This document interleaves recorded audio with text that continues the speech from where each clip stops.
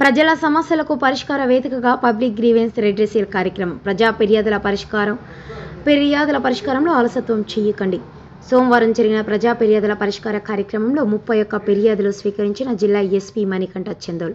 ప్రజా ఫిర్యాదుల పరిష్కార కార్యక్రమంలో వచ్చిన ఫిర్యాదులన్నిటిపై చట్ట ప్రకారం విచారణ జరిపి నిర్దేశించిన గడువులోగా ఫిర్యాదుదారుల సమస్యలను త్వరితగతిగా పరిష్కరించాలని సంబంధిత పోలీసు అధికారులను జిల్లా ఎస్పీ మణికంఠ చందోల్ ఆదేశించారు.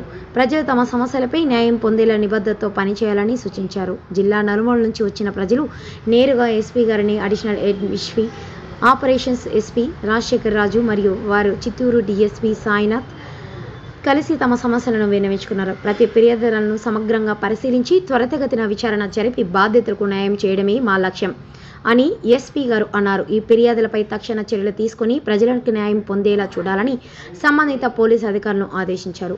పోలీసు ప్రజలకు అందుబాటులో ఉండి వారి సమస్యలను చట్టబద్ధంగా పరిష్కరించాల్సిన బాధ్యత ఉందని ఎస్పీ గారు మరోసారి గుర్తు చేశారు. ఈ కార్యక్రమంలో మొత్తం 31 ఫిర్యాదులు అందాయి. వాటి వివరాలు